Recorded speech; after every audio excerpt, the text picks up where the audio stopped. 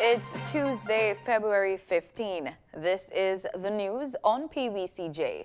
I'm Simone Absalom Gill. Agriculture and Fisheries Minister Pernell Charles Jr. says the poultry industry is being targeted as a priority area in achieving the goal of self-sufficiency in food production. The minister was speaking during a meeting with small poultry farmers held at the Rural Agricultural Development Authority's Clarendon Parish office and online on Friday to discuss challenges in the industry. He noted that while the poultry industry has faced supply chain challenges due to the coronavirus pandemic, it has continued to do well.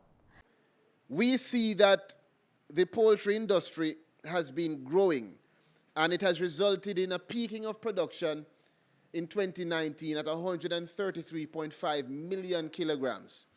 The next year, that declined to 122.8 million kilograms. And then we saw in 2021 when we have now a movement upwards to 124.2 million kilograms.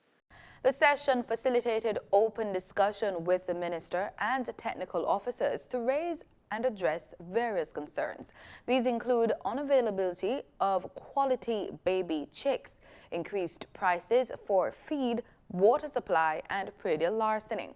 Poultry farmers from the parishes of St. Catherine, St. Mary, Manchester, Westmoreland, Trelawney, St. Elizabeth, St. Anne, Hanover, and St. James participated in the session. Renewed efforts to get more young people interested in working in agriculture. The initiative is being led by the Jamaica 4-H clubs, which says it will be expanding the reach of the Rural Youth Economic Empowerment Program, RYEEP. Executive Director of the 4-H clubs, Dr. Ronald Blake, says his agency also plans, among other things, to increase the distribution of government-owned lands to young farmers and to provide them with agro-processing support.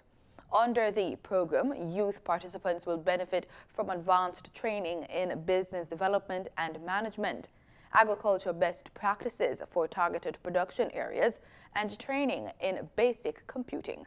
They will also receive startup grants and up to 6 months of business coaching. The government plans to spend over $2 billion to continue the public sector transformation implementation project. Details of the provision are outlined in the 2022-2023 estimates of expenditure now before the House of Representatives.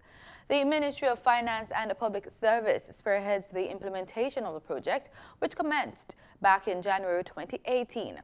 It aims to improve public service delivery across Jamaica by enhancing the quality of transactional services and efficiency in public spending. Already, there have been several noticeable achievements in this regard. These include the rollout of the MyHR Plus integrated human resource and payroll system in 14 of 85 state agencies. Additionally, government has procured information and communications technology equipment to support the Jamaica Single Window for Trade, J-SWIFT, digital portal being implemented by the Jamaica Customs Agency. Government has also acquired ICT tools and equipment for the Child Protection and Family Services Agency. Looking ahead to 2022-2023, government plans to establish a shared office location for the execution unit, MyHR Plus, and shared services teams, launch of pilot for HR shared services and internal audit, and development of work permit system technical specifications. The project, which runs until January 2024, is being jointly financed by the Government of Jamaica and the Inter-American Development Bank. An additional $1.6 billion has been programmed for the project implementation into 2023-2024.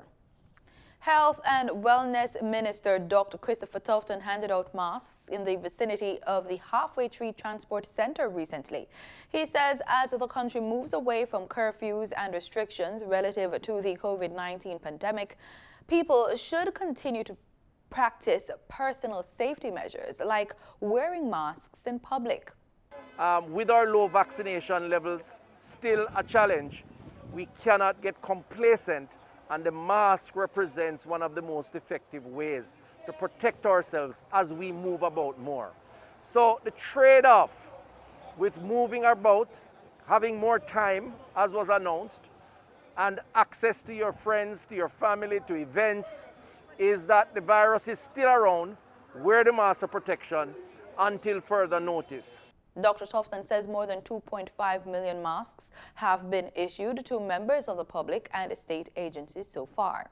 The SDC, the regional authorities, the constabulary, the JDF, the universities, to support mask wearing for the time being until we feel comfortable that the virus is under full control. So I urge Jamaicans to support the need for continuation until further notice. Help is on the way for flood-affected parishes of Portland, St. Anne, and St. Mary. This follows a tour last week of the areas impacted by Minister of Local Government and Rural Development Desmond McKenzie and other key government officials. The tour was for a first-hand look at the situation and to pave the way forward for further interventions to assist affected residents.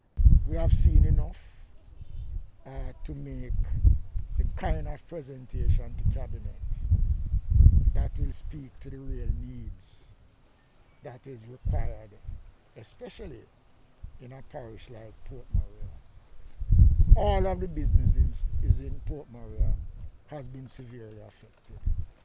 The concerns that we have, there are many concerns, but one of the concerns that is large on the agenda is the small businesses in the town, and even some of the large businesses who don't have insurance because this area is deemed as a risk factor in terms of insurance.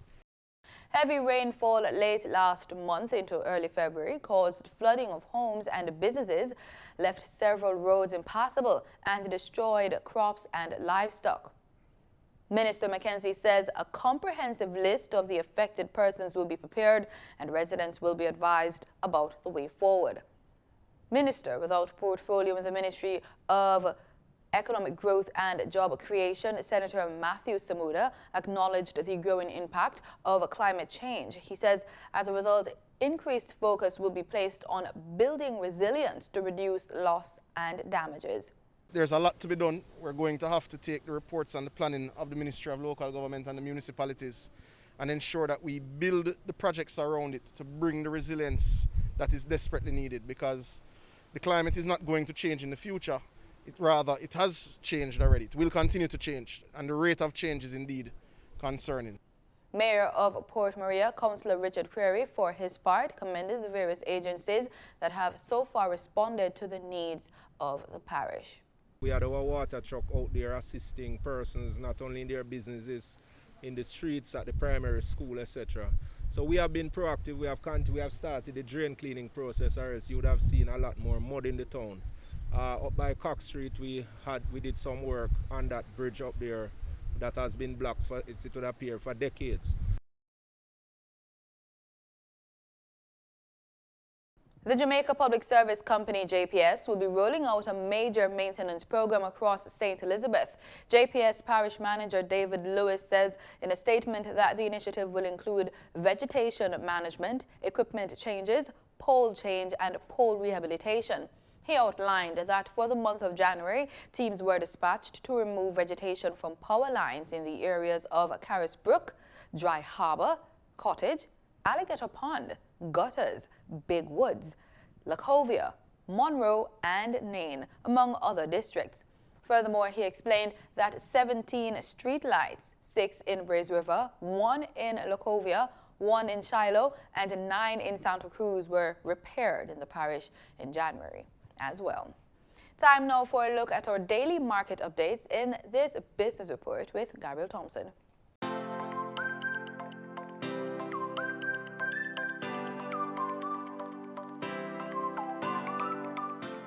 Investors will soon be able to access 280 million shares collectively on offer by JFP Limited as the company seeks to list on the Jamaica Stock Exchange's junior market and make history as the first furniture and decor manufacturer to do so.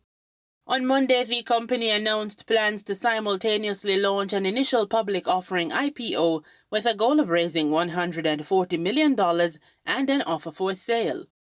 JFP, formerly Jamaica Fiberglass Products Limited, will open its IPO and offer for sale February 21 at 9 a.m. and close on February 28 at 4:30 p.m. Shares will be offered at the price of $1 Jamaican per ordinary share, with minimum purchase set at 1,000 shares, with increments of 1,000 shares thereafter. JFP's Chief Executive Officer Metri Siaga outlined the company's plan for the raised capital. So the first thing we're going to do is we're going to pay off our debt. I want to be a completely debt-free company. Then we're going to have some leverage to go out and market our product far and wide. We're going to go into the United States and we're going to make sure that we start to tackle that market in a real way. I am just in the process of planning a trip throughout the Caribbean, because places like Guyana are building 20 hotels this year. So certainly some of the money is going to go to marketing and promotion of our company. The 37-year-old company manufactures school furniture, point-of-sale items, counters, cabinetry, and laboratories for restaurants and hotels. Over a 5-year period, JFP recorded a compound annual growth rate of 11.6% from $285.5 million in 2016 to $442.8 million in 2020. In appealing to investors, the JFP CEO discussed the availability of preference shares and underscored a desire for more Jamaicans to benefit from investing. Well, there are also a small amount of reserve shares for our staff mainly, and some of our customers and people of that nature, but not a large amount. We want everyday Jamaicans to buy into this company, to realize that Jamaica can and will be an international player in the manufacturing space. We are now at a stage where we are going to the world, and we have been plodding along and building up our capacity.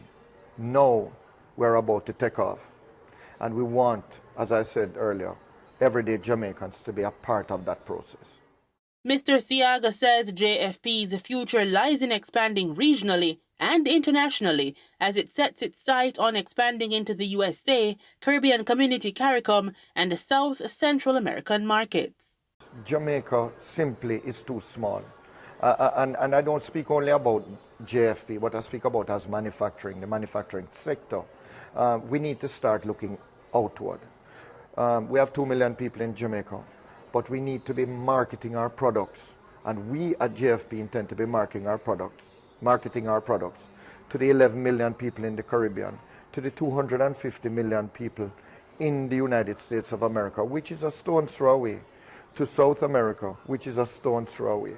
And we feel that expansion of market and us getting a small share of that will really take our company to new heights. Interested investors may view the full prospectus on the GK Capital Management website as well as on the Jamaica Stock Exchange website, outlining details of the offer and company's financial performance and strategic direction. For the Business Report inside the news on PBCJ, I'm Gabrielle Thompson. In foreign exchange trading for Monday, February 14, the US dollar sold for an average $157.72. The Canadian dollar ended trading at $124.16. The pound sterling traded for $214.39, and the euro sold for an average $180.17. In Monday's trading session, the following reflect the movement of the JSE indices. The JSE index advanced by 886 points to close at over 400,000 units.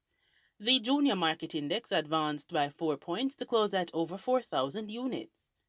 The combined market index advanced by 1,214 points to close at over 400,000 units, and the All Jamaican Composite Index advanced by 534 points to close at over 450,000 units. Overall market activity resulted from trading in 106 stocks, of which 51 advanced, 46 declined, and 9 traded firm. Stocks advanced for 138 Student Living Jamaica Limited, Berger Paints Jamaica Limited, and Blue Power Group Limited. Stocks declined for Access Financial Services Limited, AMG Packaging and Paper Company Limited, and Barita Investments Limited. Trading firm were 138 Student Living Jamaica Variable Preference, 1834 Investments Limited, and CAC 2000 9.5% preference shares.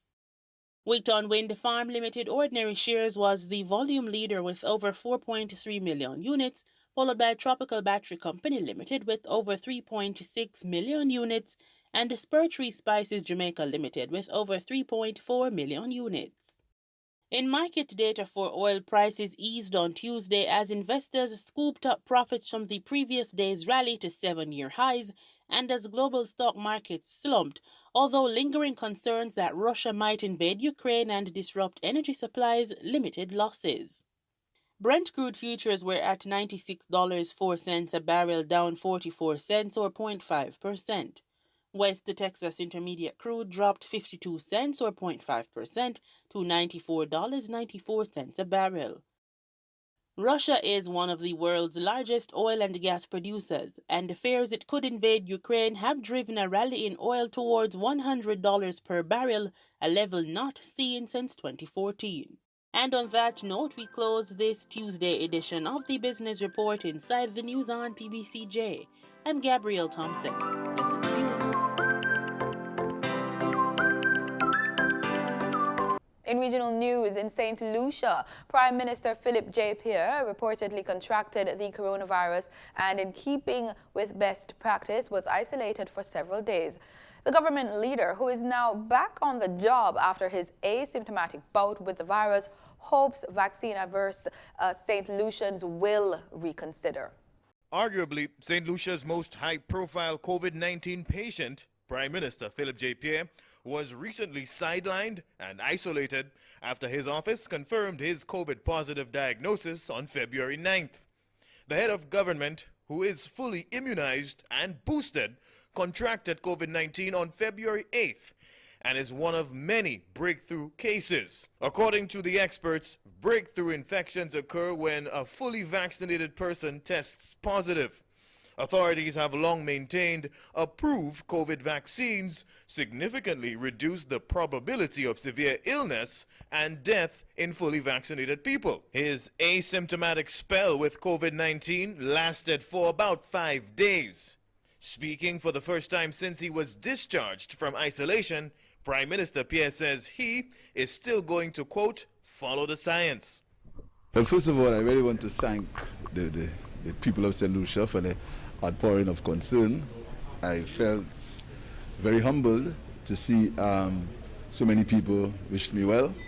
Well, as I said earlier, I'm vaccinated and I'm boosted, so I was asymptomatic. I've had absolutely no symptoms, no illnesses. During my time in isolation, I did my work from home, I exercised, I kept my daily routine, I just did not go out. I think that people should follow the science. I'll say it again, follow the science. I obeyed my doctors, and I'm fine. Attempting to seize on the Prime Minister's breakthrough infection, one local anti-vax group, who call themselves the Freedom Coalition, penned Philip J. Pierre to explain why they believe following the science is a flawed concept. The Freedom Coalition also urged the government leader to proceed with caution and stay clear of vaccine mandates. Now, it is important to note, leading health agencies, including the World Health Organization, support vaccination. Although not responding directly to the Freedom Coalition's correspondence, the Prime Minister nonetheless doubled down on his defense of COVID-19 vaccines. Especially those vaccine-hesitant, vaccine-averse people. Oh, the Prime Minister, he's vaccinated, he's boosted, he still got it. What's your response to that? Well, the COVID virus is a very new virus. No one seems to know exactly what happens. But I can tell you from my own experience, and from the experience of people who I know were not vaccinated, the side effects for me were almost non-existent. So I still want to tell people to continue following, getting vaccinated, and continue following the public health protocol. In the 12 months since COVID vaccines have been available in St. Lucia, less than 30% of the population are fully immunized. Rihani Isidore, NBC Prime. In Trinidad and Tobago, Prime Minister Dr. Keith Rowley says constitutional changes are coming to revamp the country's public service. Terry-Ann Brown-Campbell tells us more. Prime Minister Dr. Keith Rowley believes this country's investment opportunities are being hampered by too much bureaucratic red tape. He says changes need to be made to our legislation. The constitution that was written for us in 1962 in many areas is wholly inappropriate for Trinidad and Tobago in the 21st century, 2022. If I tell you now that it is my view that permanent secretaries should not only come from those who come up and float up to the top in the public service. The Prime Minister adds, permanent secretaries should also be contracted from the private sector. Today, people at the level of permanent secretaries in Trinidad and Tobago, many of them have not had the pathway of the experts we had before. He noted that they lack the managerial skills and therefore do not take responsibility for their department. Prime Minister Dr. Rowley made his comments as he opened the Nutrimix Group's $60 million Next Generation hatchery in Cooper on Monday. Terry-Ann Brown-Campbell, TTT News. It has now become a waiting game for public servants in Grenada and the unions that represent them, after the expected deadline for judgment on a pension restoration has elapsed by almost 2 months. More details in this report. In July 2021, lawyers representing the public sector unions on the matter of pension were not expecting a drawn-out process. However, their hopes have seemingly fallen through the cracks, as almost 2 months have passed since the anticipated end-of-year deadline for the judgment. The historic hearing on pension restoration, which will determine whether retired and current public servants who joined the public sector after 1983 are showed a pension up to retirement, was heard on July 15, 2021. James Bristol, who is one of the 3 lawyers representing the unions, indicated expectations for written judgment in short order, following an October 29th deadline for closing submissions from both parties. I would expect it certainly before the end of the year, and I would like to think it's there before the end of November, because the judge has already our submissions, which he read because he understood the case, and he just wants us to summarize our positions really as we articulated in person today. However, Daisy Hazard, Public Relations Officer for the Public Workers Union, tells GBN that at this point, all they can now do is wait. I just want to remind you members that the matter is before the court. It is in the hands of Justice Ralston Glasgow. And while that matter is still within the hands of the justice, all we can do is patiently await at some point, hopefully in the not too distant future, that we are going to get a judgment. We know that our lawyers have written perhaps twice through the registrar, of course, to find out, what is happening, how soon we can expect a judgment. But in the meantime, we are urging our workers to be patient, to continue to watch and pray, keep that vigil, because we all know as workers and as a society, as a country, how important the matter of the pension and gratuity is. Hazard says the outcome of the judgment is not only important to the public service, but all of Grenada, as the unions believe it will signal what social safety nets and economic situation workers can look forward to after retiring from the public service. I am Gerard Joseph for GBN News. In sports round the field with football, COVID-19 vaccinated fans will be able to see live action of the upcoming Premier League matches. Minister of Local Government and Rural Development Desmond McKenzie has announced that permission has been granted to accommodate limited spectators at 4 designated venues across the island. These are the National Stadium, Stadium East, and Sabina Park in Kingston, and Drax Hall in St. Anne. Minister McKenzie says in a statement, I am keenly aware that our football fans have been waiting for the chance to give their personal support to their local teams, and this is the start of that process. End quote. And that's the news on PBCJ. Thank you so much for watching. Remember, we are the People's Station.